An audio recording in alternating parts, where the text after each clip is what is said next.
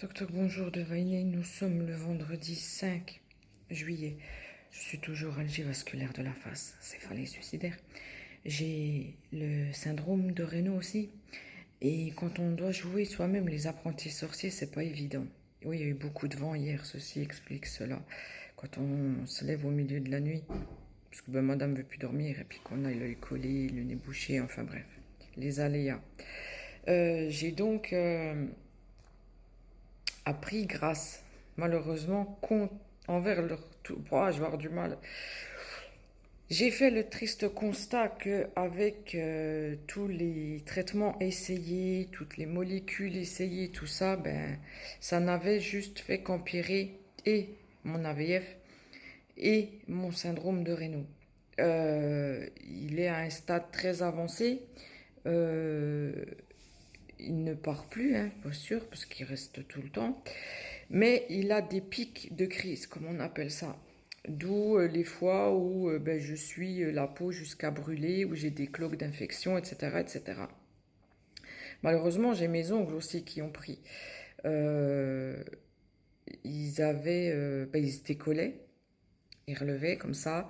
J'ai des creux qui se forment quasiment tous les doigts.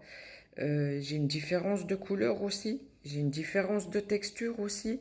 J'ai des endroits où ils se fissurent carrément dans la longueur. Et en fait, ils sont extrêmement mous maintenant. Donc, ça fait extrêmement mal. Enfin, extrêmement. Je me comprends. Pourquoi? Parce que on a besoin de ses mains pour faire les choses. On a besoin de porter, on a besoin de faire, rien que quand il faut s'essuyer ou quand la crise est trop forte et que par instinct je vais vouloir me planter les ongles dans la peau, je peux plus. Parce qu'en fait maintenant, mes ongles vont se rentrer sur eux-mêmes ou se retourner. Et ça devient problématique. Parce que ils sont en train de se fissurer, ils sont en train de... Voilà. Il n'y a pas de dermato vers chez nous, il y en a presque plus, hein, comme beaucoup d'endroits.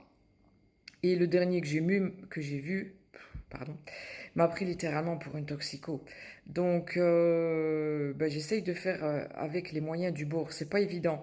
Donc, j'ai trouvé, bien entendu, avec les odeurs, essayant de limiter les dégâts, une espèce de pseudo-vernis que je dois mettre. Mais c'est tout un micmac parce qu'il faut le mettre le soir. Ensuite, il faut attendre 3 jours. Il faut en remettre. Il faut attendre, je sais plus combien de jours. Il faut l'enlever.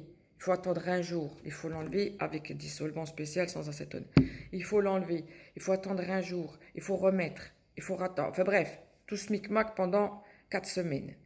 J'espère que ça va limiter un peu les dégâts, étant donné qu'on est en été. J'ai pas de pic de syndrome qui va amplifier là.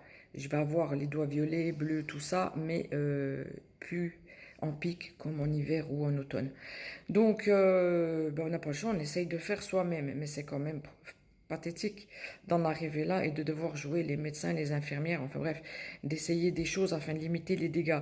Si j'ai plus mes doigts, je peux plus porter l'oxygène. Si j'ai plus mes doigts, je peux plus tourner. Déjà rien que quand je me cogne, ça fait mal. Voilà, les extrémités, c'est quand même sensible. On a toutes les terminaisons nerveuses. Donc voilà, encore un aléa qui fait que 1 plus 1 plus 1, ça commence à bien faire.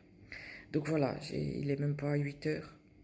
J'ai du mal partout, j'ai mal aux dents. Heureusement, il y a une accalmie là. Entre le vent et puis le temps, et ma foi, on n'a pas le choix, on s'adapte. Donc voilà, encore un aléa, un petit bout de mon enfer, dans un monde presque parfait.